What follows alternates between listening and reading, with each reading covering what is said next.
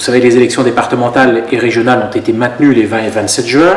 Donc nous nous sommes mis, nous, en ordre de marche pour être prêts pour ces élections départementales.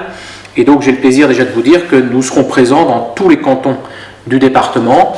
Et donc vous avez devant vous, on va dire, la liste des candidats qui représenteront la majorité départementale.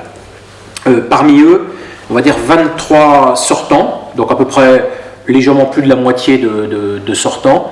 Donc un renouvellement de pas loin de 50% dans les candidats, donc ce qui est bien, il y a de l'expérience, et puis il y a aussi des nouveaux candidats. Alors soit des binômes où on a 2 nouveaux candidats, des binômes où on a éventuellement qu'un seul nouveau candidat, ou des binômes où les 2 sortants repartent ensemble, ça dépend des cantons. Avec quelques petites spécificités, une petite explication sur le canton de Guer, puisque nous avons 2 binômes sur le canton de Guer. Le binôme actuel composé de Yannick Chenet et Marie-Hélène Herry, voilà, pour des raisons qui leur sont propres, n'ont pas, on va dire, souhaité repartir ensemble. Et donc là, il y a 2 binômes. Donc on a débattu en majorité et on a accepté que les 2, on va dire, se revendiquent au sein de la majorité départementale, même si au 2e tour, en fonction des circonstances, on peut être amené ensuite à éventuellement faire en sorte que la majorité départementale l'emporte au 2e tour. Donc on verra bien en fonction du scénario qui se passera, quelles seront les décisions potentiellement à prendre pour le 2e tour, mais les 2 binômes ont accepté, on va dire, le principe sur ce canton-là.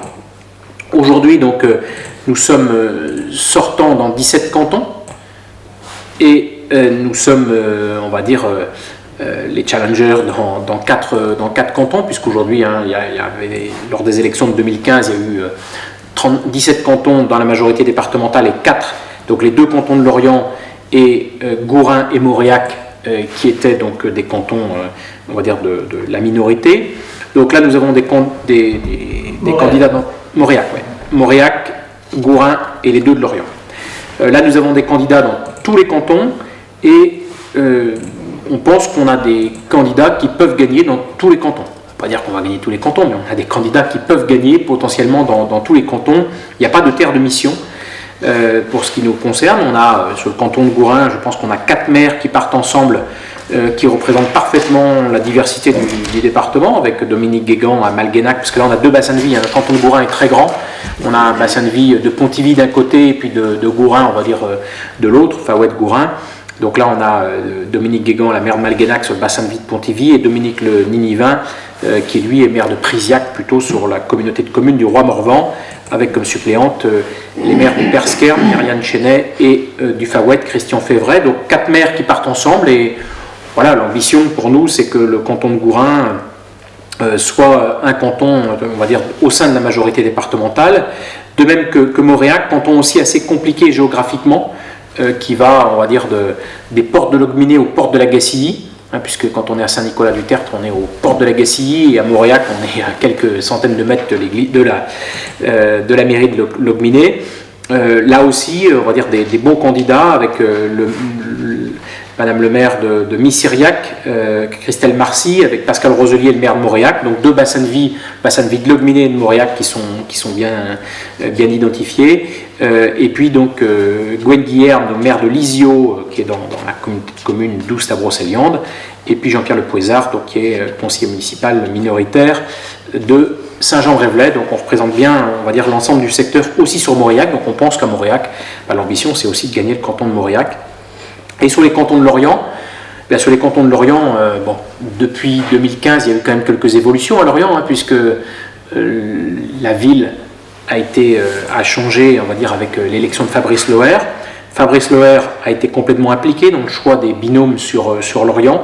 Et donc nous avons aujourd'hui 2 binômes qui représentent totalement la diversité, on va dire, du canton de Lorient. Donc Lorient 1 avec une adjointe au maire et un conseiller municipal délégué, donc Morgane Christian et Michel Lelanne.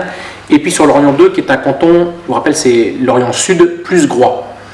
Et donc sur Lorient 2, donc on a Guy Gazan qui est adjoint à la sécurité à Lorient, et Marie-Françoise Roger qui est donc adjointe au maire à Groix.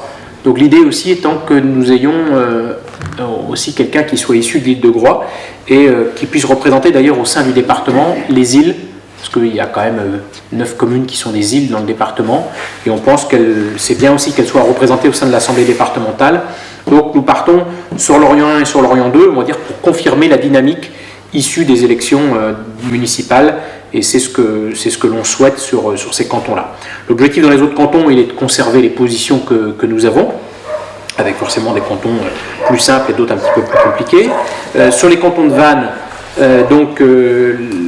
là, bien sûr, les discussions se sont faites en lien avec les maires à chaque fois, mais en lien, bien sûr, avec David Rebaud, maire de Vannes et président de l'agglomération, et il soutiendra aussi, comme c'est fait à Lorient par Fabrice Loher, il soutiendra les candidats issus de la majorité départementale dans les 3 cantons vannontais. Le canton intégralement dans la ville, le canton de Vannes 1, où Christine Penouet repart, mais pas avec François Boulard ce coup-ci, avec Mohamed Asgag. Et puis sur le canton de Vannes 2, Denis Berthelhomme repart, et là avec Sophie Le Breton, qui a été maire, on va dire, par intérim de la commune de Plougoumelaine pendant la période un petit peu difficile en fin de mandat l'année dernière, et donc qui a été élu communautaire et qui connaît parfaitement les dossiers. Et sur 23, donc le binôme actuellement élu, donc Gaël Favennec et Gilles Dufeigneux repartent aussi. Donc les 3 ont le soutien, on va dire, de la majorité départementale, et bien sûr, David Rebaud le dira lui-même, mais il soutient les candidats issus de la majorité départementale. Et nous avons fait en sorte aussi que les candidatures soient discutées avec les présidents de PCI, avec les maires, pour que ça fasse une sorte de consensus au niveau local.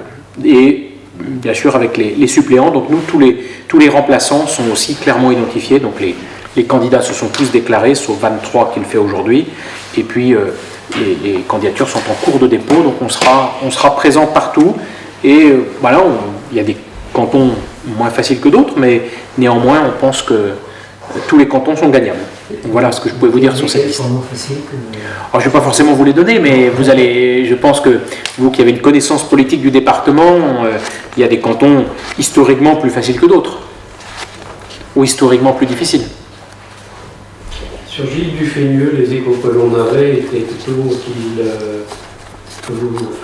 que sa place n'était pas légitime, obligatoirement légitime sur la liste.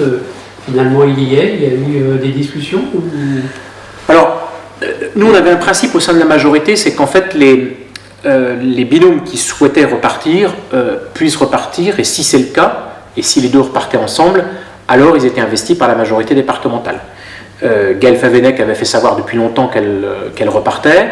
Il y a eu effectivement des discussions pour savoir si M. Dufeigneux repartait ou pas.